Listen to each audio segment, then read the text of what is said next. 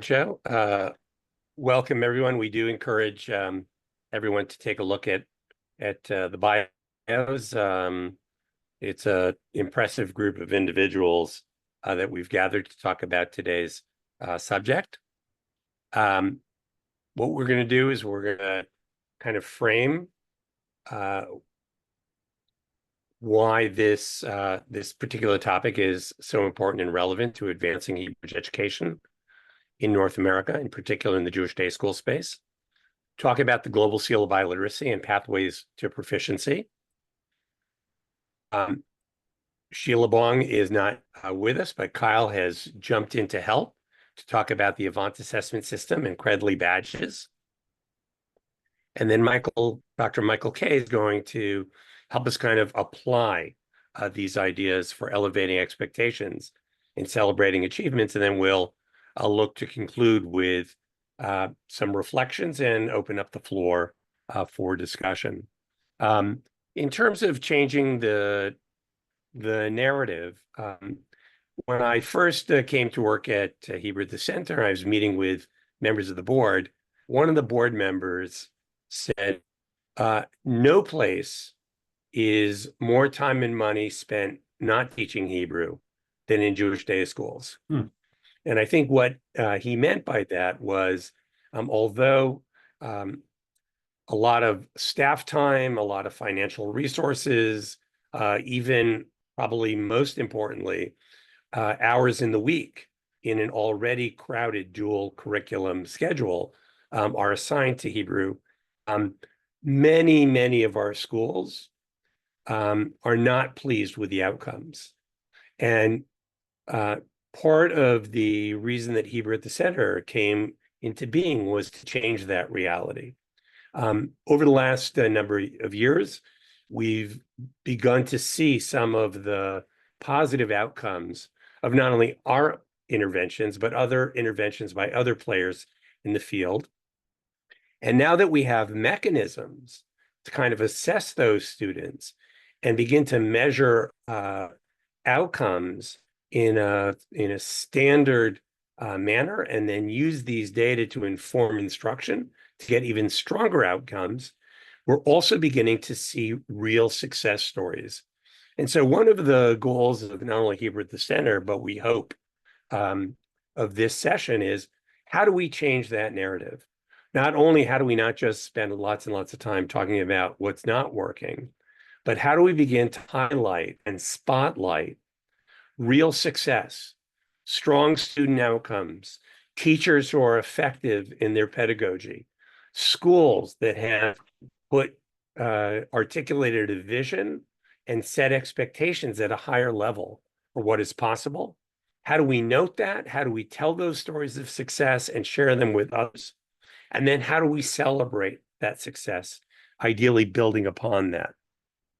And so what we hope everyone will get from today's session is both an understanding of what some of these tools are and some of the new tools that are coming down the pipeline, to understand ways in which they can use these to strengthen instruction, ways that they can use these to inspire teachers, and ways that they can use these to change the discourse in our schools, in our communities, and in North America about the role of Hebrew language instruction.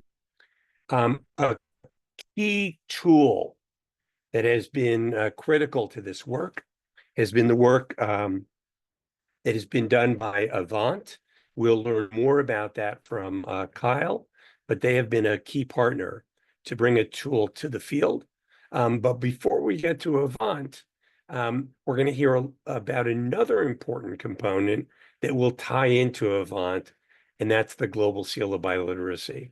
So with that, I'd love to turn it over to Linda Egnatz, who is not only the executive director of Global Seal of Biliteracy, she's currently serves as the president of the Joint National Committee on Languages, and was the recipient of the Ackfeld Language Teacher of the Year in 2014. And in 2013 got the Golden Apple Teacher. So she's not just a field leader, but a seasoned experienced and highly regarded Spanish teacher. Linda. Thank you, Andrew. If you could advance the slide, please. There I am. Then I'm going to talk about the pathway to proficiency. And I'm going to just start with a kind of an introductory message, sort of lesson I learned a really long time ago. And that was celebrate what you want to duplicate. If you want something to be done and to done, be done again, to be done well, you want to celebrate it. That you want to bring visibility to it. Celebration does that. Celebration also sort of sets the standard for others to follow. It provides a visible model. And more importantly, it acknowledges all of the work that's done in learning to get to a particular place. So that message of sort of mantra of celebrate what you want to duplicate is very much what I'm going to kind of share, talk about with regards to the Global Seal of Biliteracy, as well as that pathway to that certificate and how we can work toward that and measure incrementally the success of our students. And so I want to introduce to you first our sort of an overview of the Global Seal sort of journey or pathway. And that is modeled in the sort of variegated colors here, which are sort of examples of the sort of progressional continuum or pathway of the what was called the ACTFL proficiency scale for language assessment. And so what we do is we see at the sort of the blue and we see that novice level where our students begin using the language. There's more comprehension than actual production. We move into the green intermediate space, and then from there into that yellow and orange space of the advanced level. And languages like that. I was just on a call just a few minutes ago, and we talked about that idea of that language is not something you ever stop learning. It is dynamic, and there is always something more to acquire. And that's part of the message that we want our students to understand is that wherever they are, they have acquired, and that is something to celebrate. But there is more on that pathway. There is more on that journey. And so if we can encourage students to really lengthen that sort of sequence of learning. And we can do that by visibly helping them understand their progress. That's really powerful. Oftentimes in a class, a student gets a grade. It's a percentage, it's a letter grade, and that doesn't necessarily speak to the student as progress. I had a student that after getting a B 3 semesters in a row said she wasn't going to continue because she wasn't improving. And yet she was improving because the B measured something different each of those semesters. Students want visible ways to measure their progress. And this is one of the ways that we do that.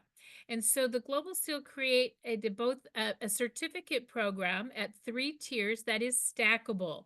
In other words, a student can achieve one level, continuing in the language, acquiring more experience and more practice with the language, and then they can earn the next tiered certificate. We start at what we refer to as functional fluency. You may not know it all, but you can get by. You can survive a situation. The student is able to use that language to working fluency and then professional fluency. But it begins at the lower level when the student is just starting to become familiar with the language and how it works. And we want to recognize those. And so we are doing that with pathway awards and pathway ribbons. So earlier assessment of a student's skill gives them some benchmarks and gives them a progress report that they are in fact on their way to a certificate. And if you'll show the next slide, I have an example of what that passport can look like. So if I don't know, do we lose I think Andrew? we may have just lost Andrew. Okay, if we lost Andrew, then we lost the slides. So, I am certain he'll jump right back in. so until then, what we see is, and I'm actually here he comes in. It looks like All right. maybe. Yep, I see him too.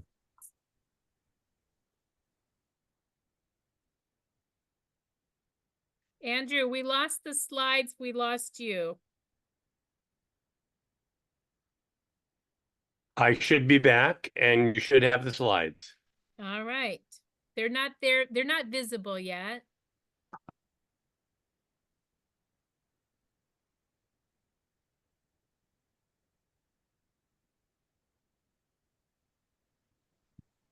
I'll see if cutting my camera off makes a difference.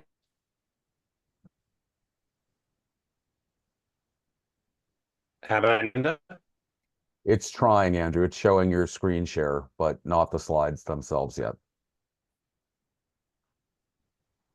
There we There go. we are. If I get bumped off, I'll send you the slides. Okay. There we are. So this is an example of that very first step for the sort of primary or elementary or middle school programs where students, and this is a free downloadable tool that shows the students how they can monitor their own progress. Each page is divided into the 4 quadrants, one for each of the language domains of speaking, listening, reading, and writing. And each page represents a different ACTFL level. And that's really important because students will achieve levels in different domains at different speeds. It would be an anomaly if a student was exactly intermediate low in every skill. That would be unusual. And so what we typically see is those those interpretive skills are going to be higher. And this allows a student to start to gamify their language because they can see, oh, I'm here, but get in the next level. So, and so you can see this student, when they tested, their listening and speaking was much higher because the student happens to be in an immersion program where a lot of that language is happening. But those productive skills, in this case, the literacy side of reading is less delayed, and writing was likely still at the novice high level for the student. And so it allows the student, after an assessment, to be able to sort of tangibly, visibly see their progress and then be rewarded for it, so that when every skill is at a particular level and reaches that baseline in each of the domains, that they can be awarded a ribbon and sort of a recognition piece for that progress. So there's building in some learner autonomy and understanding of where they are on that language continuum and what they need to do next. So then the next slide.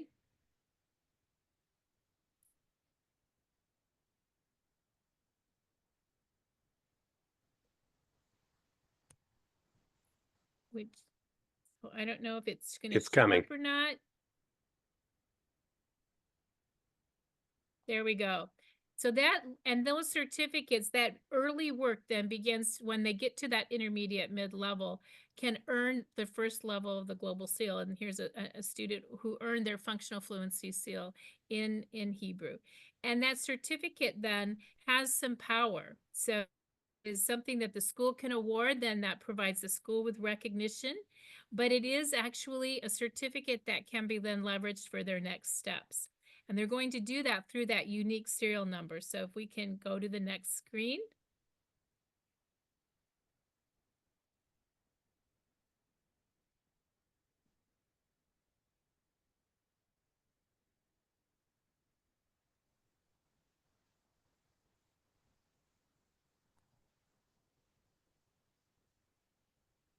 So if we, I'm not sure. Andrew, if you want to stop share, I can share it. So Okay. just to kind of give you that idea, then this certificate can be used to leverage for a number of different pieces. So one of the important ones that we want to encourage students to do is to use their global seal and add it to the Common App, which is something a lot of students use to apply for universities. It is accepted by, I think there's like 2,500 universities that use that program. And language is something that a student can highlight on that Common App, beginning with just their language profile. And then from there, they can add to that, that Common App. They can add, there is a section called honors, and they can identify up to 5 different honors. And their language can earn them potentially a state seal of biliteracy, depending on their program and their state's rules. But it can also earn them the International Global Seal of Biliteracy. Because we're in over 60 countries, that adds a little extra status and prestige to this particular piece. Next screen.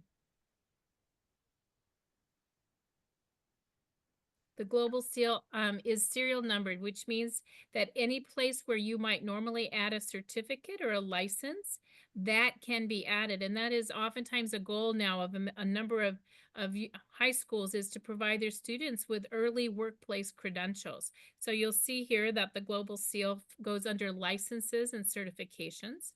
And it can also be digitally shared through our platform. So if a student takes their serial number and activates it, they can create a language profile that can then be shared, similar to the one on the right. Next screen, I think I'm done. Yes, Kyle, off to you.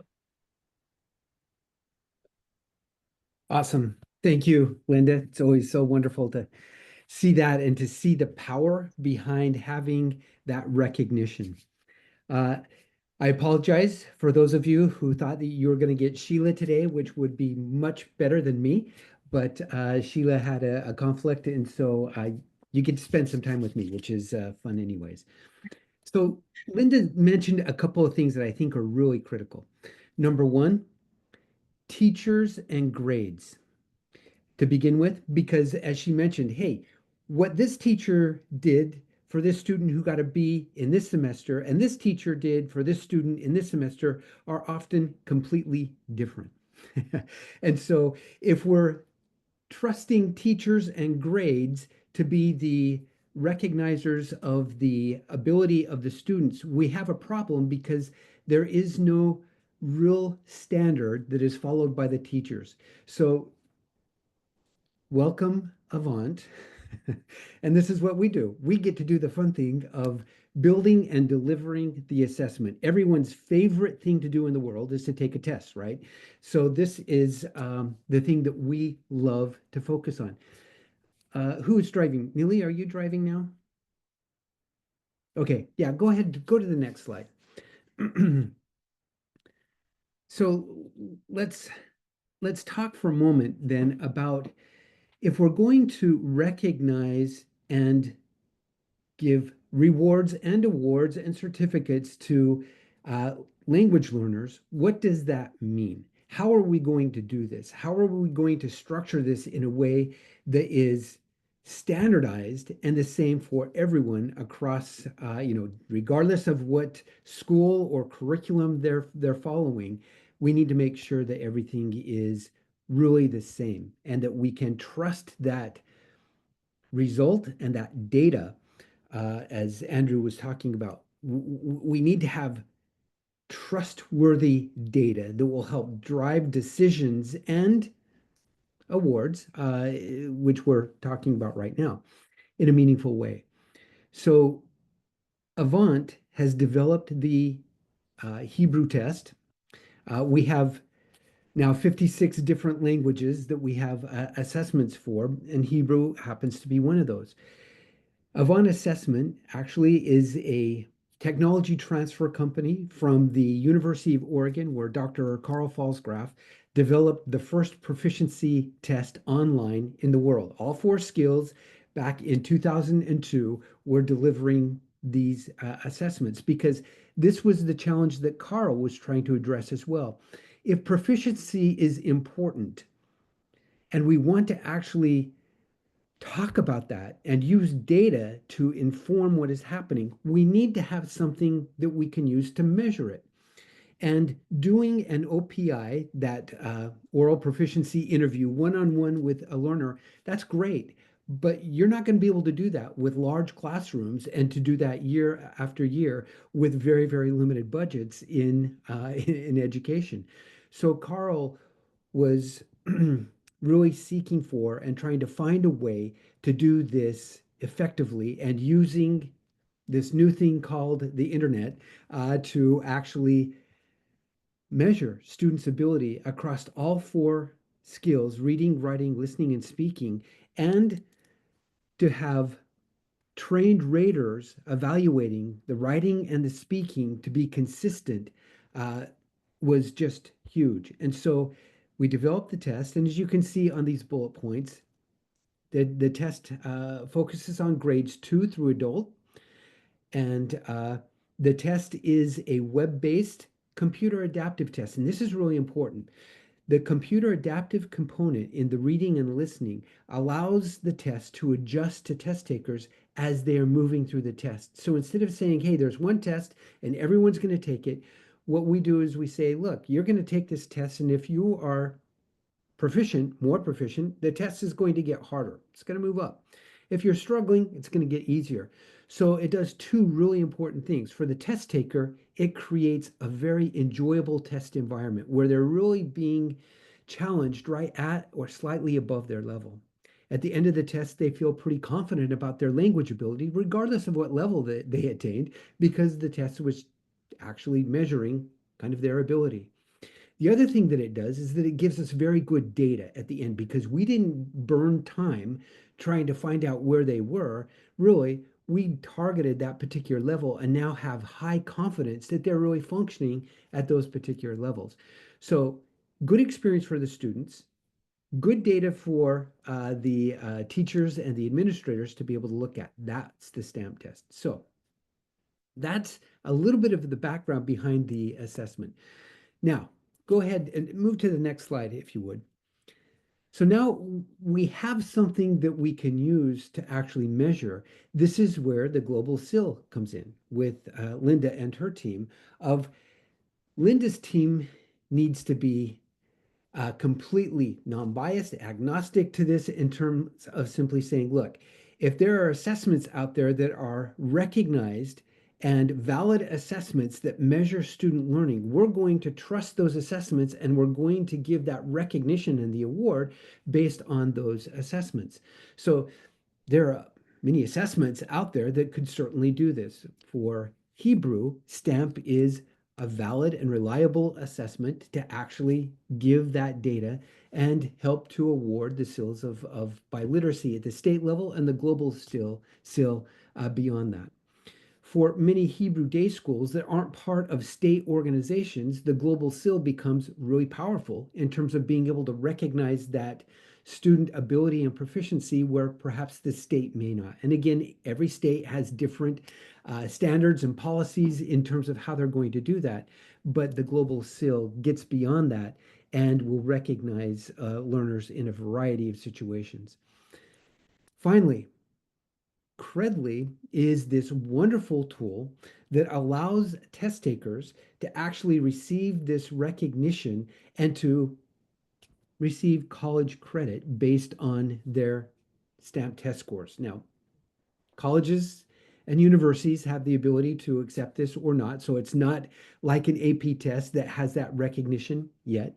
But in order to receive the Credly badge, Avant had to go through, as you see, the ACE accreditation, which means the American Council on Education spent several months going through our assessments, looking at all of our data, looking at our psychometrics, bringing in what we call target language experts, generally college professors, who are looking at the content of the test, looking at our scoring accuracy and inter-rater reliability, looking at everything under a microscope to actually see, is this truly a valid and reliable assessment?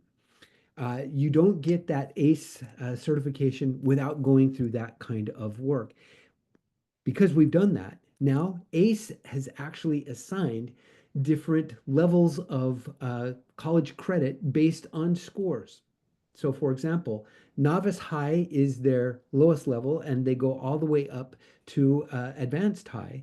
And they can actually look at and suggest college course credit based on those levels of proficiency.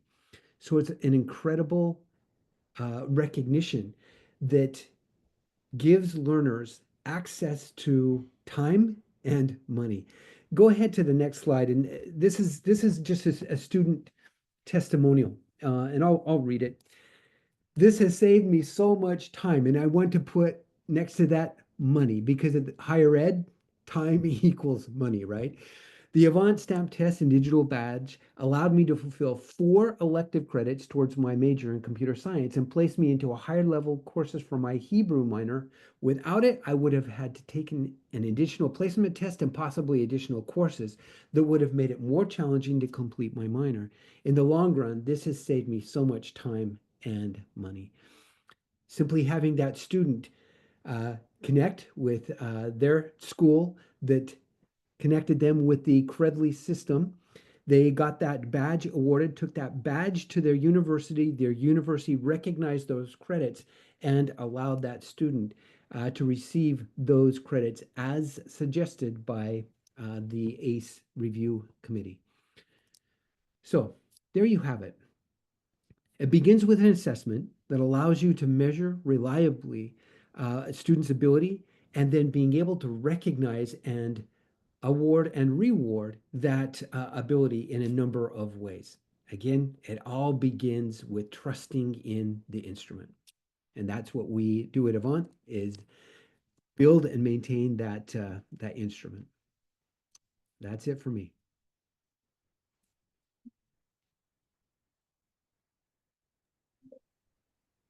Okay, hi everybody. Thank you very much to Linda and to Kyle. I'm Michael Kay. I'm head of school at the LaFell School in Westchester County, New York. We have 865 students across grades K to 12, and we have been in recent years implementers of both of these tools, really for purposes of what I would call culture transformation. That I think that's sort of the crux of the question that a lot of the schools deal with, as Andrew was saying in the beginning. There are so many schools that teach Hebrew, and very few would ever question that they're a core part of the identity and mission of the school. And yet I think the degree of satisfaction in the product that the schools are creating is sometimes low, whether appropriately so or not. And the question is, how do you identify this culture and improve it? So I think what we identified is that there are really 3 areas where you want to enhance the credibility of the Hebrew program. One is in the eyes of the students, right? Particularly when you're studying something that is both an academic subject and a heritage language. And it's an interesting combination of both. How do you make sure that the students themselves take it seriously and have a way of assessing their own progress, right? That I remember a few years ago, the Avichai Foundation, when that existed, put out a whole report on the state of Hebrew education. And one of the metrics in that report was that did students who are in 8th grade feel that they had made a lot of progress since 5th grade? Well, that's an interesting question, but we must have better and more scientific ways of assessing that. So that's one area, in the eyes of the students. Second is in the eyes of the parents. That a lot of parents, when they're making this investment in a Jewish day school, what is it that distinguishes the Jewish school from the outstanding public school down the road? And in a lot of cases, that is the Hebrew program. But the way that the success or lack thereof of a school's Hebrew program is often spread is through word of mouth. Oh, I heard from my neighbor that their kid who graduated only placed into 2nd semester Hebrew, or my other kid 3 years ago didn't like their teacher. Like, it's these impressionistic, anecdotal senses of whether a program is successful or not, with no metrics behind it. And third is, how do you make sure that you're maintaining strong morale among the teachers of Hebrew? That I've worked in 3 different Jewish high schools, and one of the things we'd heard a lot is that Ivrit lo al hamapa, right? That Hebrew is not on the map of the school, that it's sort of the stepchild. It's not given the same attention as the other academic disciplines. So one of the questions that we have addressed is, well, how do we, utilizing these tools, try to make improvements in all 3 areas of that culture? So one of the big ones for us was the Avant stamp. So we're a K-12 school, 865 students. We implemented a few years ago the Avant stamp assessment in grades 3 through 11. So we test about 600 students per year using this instrument. And as Kyle mentioned, the fact that I forget the exact term you use, but the fact that it's sort of level dynamic in the program enables everybody to take it. And we've gathered tremendously valuable data on that in any given year, we can assess where a student is. We also have longitudinal data of how does a particular student improve year to year to year to year, and how does the program improve? Are this year's 4th graders stronger than the 4th graders were 3 years ago, for example?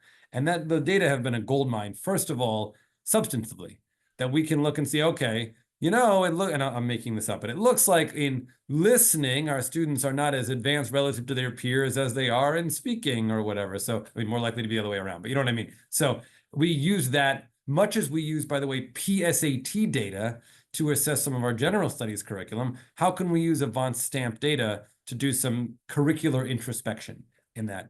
But also, these impressionistic anecdotal comments we got from parents have essentially disappeared. I mean, really, in the space of a year or two. So parents who used to say, well, I heard that so-and-so didn't really advance from 6th grade to 8th grade. We said, oh, would you like to sit and go through our Avant data with us?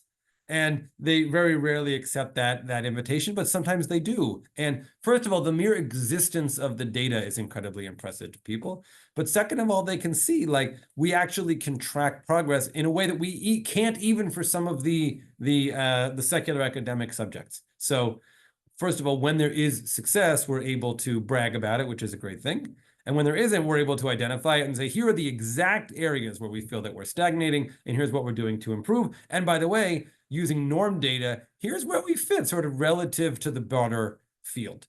And I would say sort of overnight that has created cultural transformation in all three of those sectors, because with the data are actionable, and we're able to use them to say, hey, you know, if you feel like we haven't taken this seriously, well, we have, and we could sit and go through it. And we create, I mean, we don't walk through every detail of every report with everyone, but we put together different versions for parents, for the board of trustees, sort of to generally show how we're tracking this.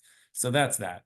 And we use the Avant data to promote the global seal of biliteracy in the school. And that has both very concrete benefits, but also more abstract. So earlier this year, in 2024, we awarded 93 global seals of biliteracy to our students in the middle school and high school, based upon their Avant testing. So first of all, that carries with it all the benefits that Linda pointed out. We have not yet sort of moved on to the actual earning of college credit, but that's the subject that we are extremely interested in learning more about how to achieve that, and we're in conversations about that.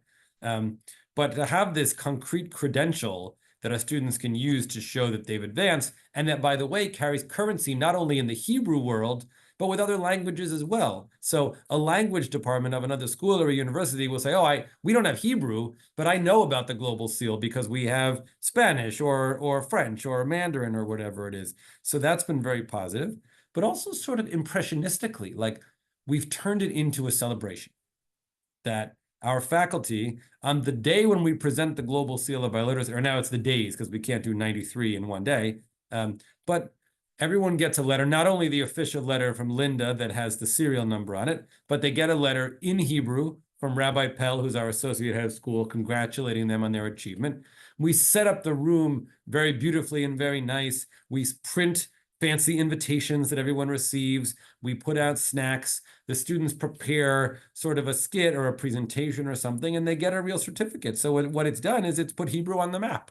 Like, we have other forms of recognition in other subject areas, but now we have that in Hebrew as well. That's another credential that people can earn, that the school celebrates, takes seriously, and shares with their parents. And when people say, well, what are the criteria for that? There are very quantifiable, concrete, specific criteria that we can use. And the thing that what that has done is it has increased the confidence that parents and students have in our program. And I think it's also enhanced the morale of the teachers, that it's a substantial amount of attention that's given to an area of the school that has in the past sort of felt a little bit like a stepchild, and say the school is investing in this. The school is not afraid to solicit quantitative data about it. And when there are things to be celebrated, the school is going to put the time and the funds and the attention into making sure that we celebrate them the right way. And we have in our school some incredible leadership now on both the lower school and upper school campuses who work very closely with the Hebrew at the Center leadership to sort of model this. But it really has been sort of a game changer in all three of those areas for us, in student eyes, parent eyes, and teacher eyes. So I'll leave it there, but happy to open it up for questions or thoughts.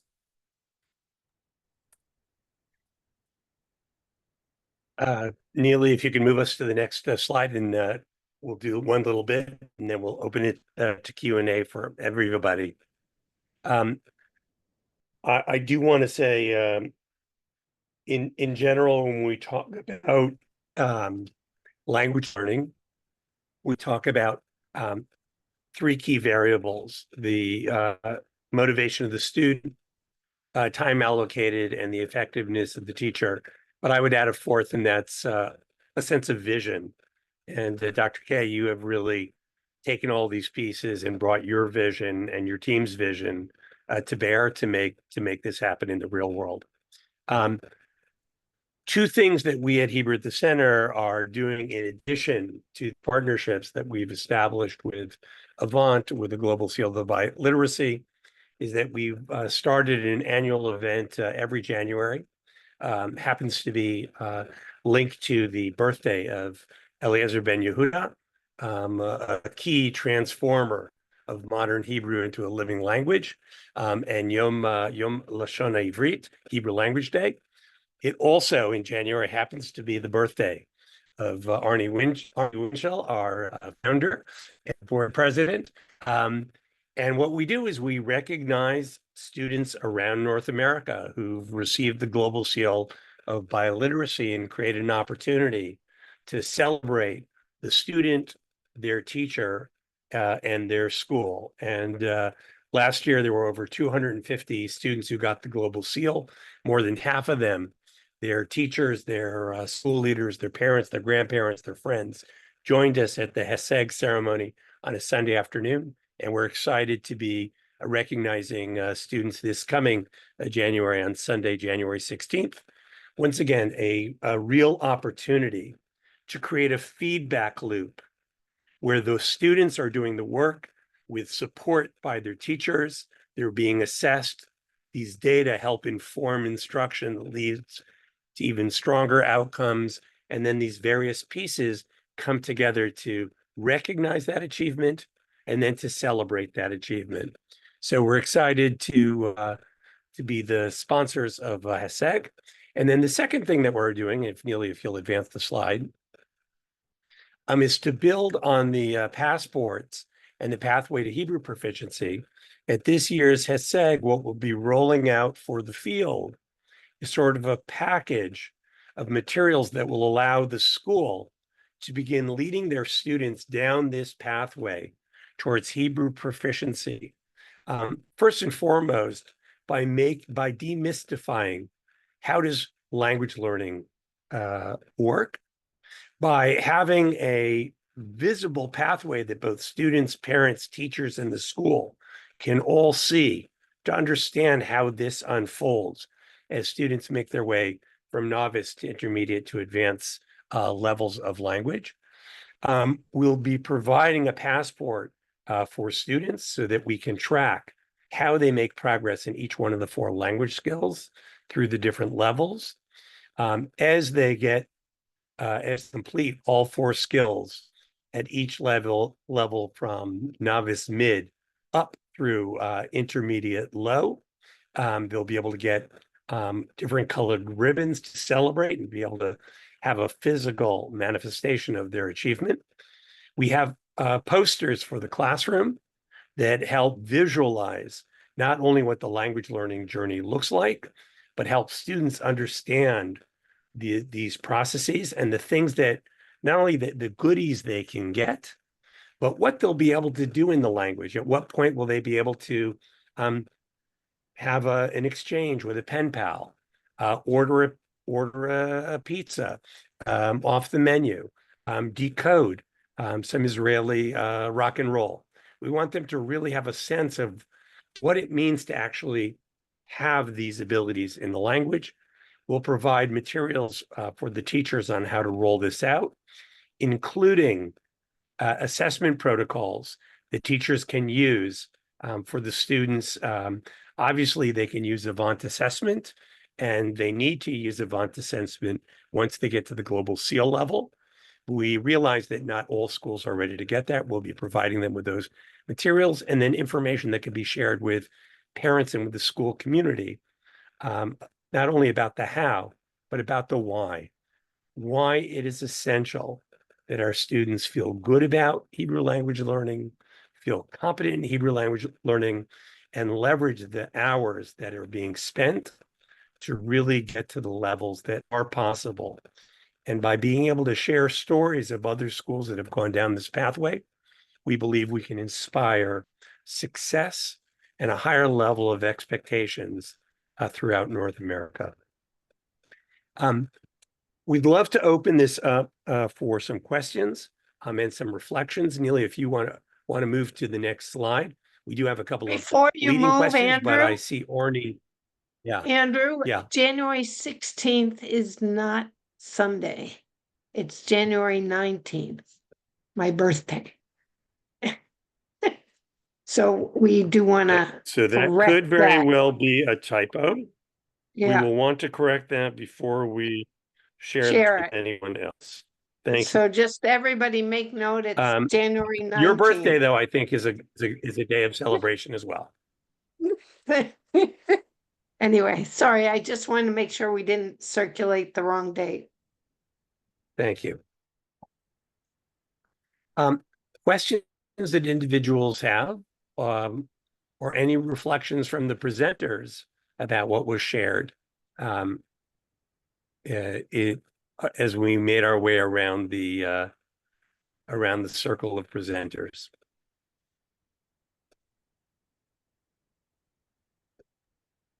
I have a question for Dr. K, if I could. Sure. I wonder, to what extent do you see the impact on the students? Are they really using this, hey, I'm in novice high level, I'm an intermediate mid-level? Has this become also the sort of the lingo for the students, or not yet? Is it just at the stage of the teachers, or does it make sense? So I haven't really heard students using the sort of avant or the actful designations for their own language. Part of that, though, is because our adoption of that also coincided with a change in the orientation of our Hebrew classes. So now in high school, we have 10 levels of Hebrew, 1 through 10. So a student is much more likely to say, I'm in Hebrew 6 than I'm in intermediate, low, or mid, or whatever. But it has fundamentally changed the language that our teachers use. So for example, yesterday we had our lower school open house. So these are parents of 4-year-olds coming to look at the school. And as part of his presentation, the director of Hebrew and Judaic Studies, Rabbi Fine, in the lower school, gave a whole presentation on how we look at language learning. And he went into these actful terms, and he explained all about avant and intermediate and novice. And the parents found it very, very impressive, because I think what they were expecting was this sort of old-fashioned impressionistic, like, we study Hebrew so we can read the Haggadah, and like that's all true and everything, but for them to see it approached with the same rigor and the same science that you might approach any of the other academic subjects, while merging that, like, you don't lose the heritage language element of it, you just improve the teaching proficiency. So that really has shaped the way we talk about the program, and I would think dramatically for the better, and increased family confidence in that, even if the quote unquote consumers themselves are not necessarily using that language. Neely, can I also comment? I can tell you that when we first started using proficiency language and levels in the original pilot that led to Hebrew at the Center, and it continues today at JCDS in Boston, the kids are all very familiar with the language and they use it regularly.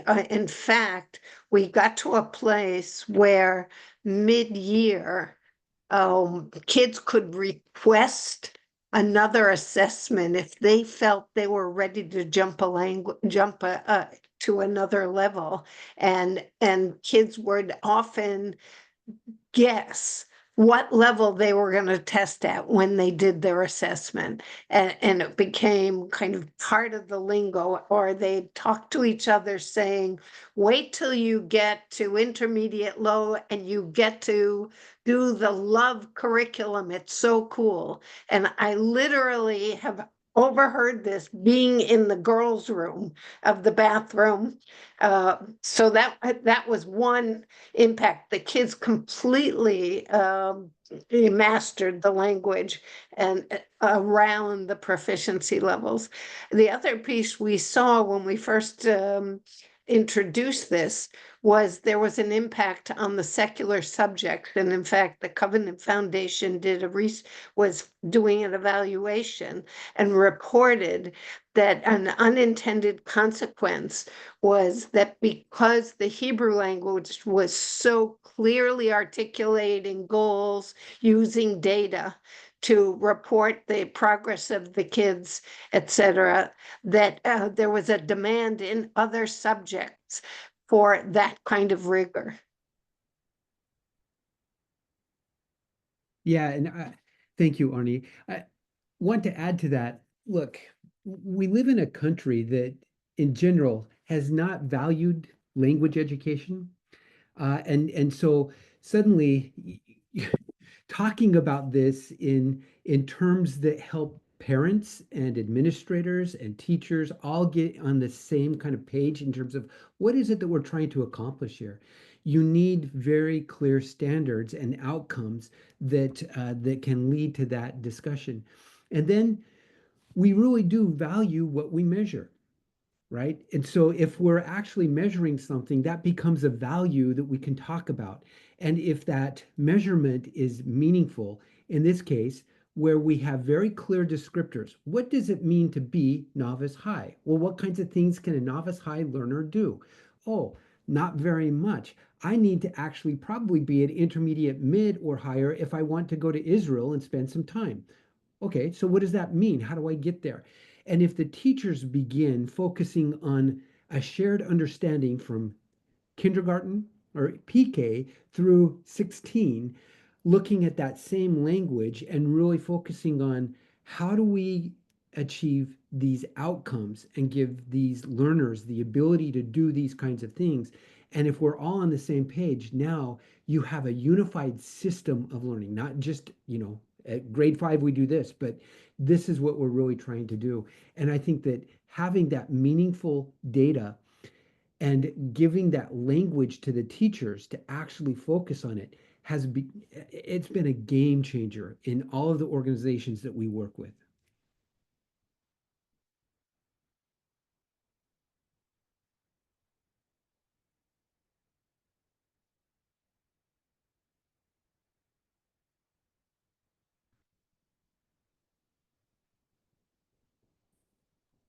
I would just bring up one more anecdote. At one point, Sharon Frindell, who was at the time at the Milton Gottesman School and an early adopter, and I gave a session at a day school conference many years ago, talking about Hebrew as a marketing tool for your school. And what was interesting, we had quite a big turnout. However, when we asked how many schools actually leveraged the idea that they had Hebrew programs, dual language, etc., benefits of language teaching and learning, how many of them actually leveraged that in their marketing, almost, I think only 2 hands went up. And in surveying the group, what everybody said was that they really didn't know much about the quality of their program, their outcomes, and they were afraid to actually lead with that as part of the marketing for the school because they couldn't say anything substantive, which I think the point that you made, Michael, really speaks to that, how it changes that whole narrative when it comes to the school.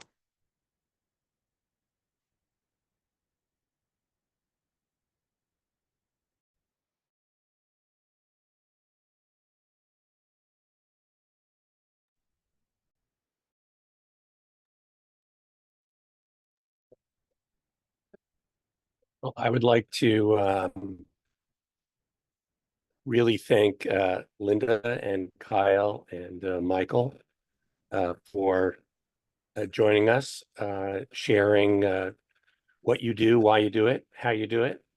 And it's clear that you bring a lot of passion, care, and commitment to language learning as well. So thank you. And we look forward to continuing to see more and more schools, communities, and other countries around North America and beyond that are using these incredibly powerful tools and structures to advance Hebrew language learning. And I'll turn it back to you, Neely. All right. Thank you, everybody, for being here, and especially thank you, our presenters. We can pause the recording.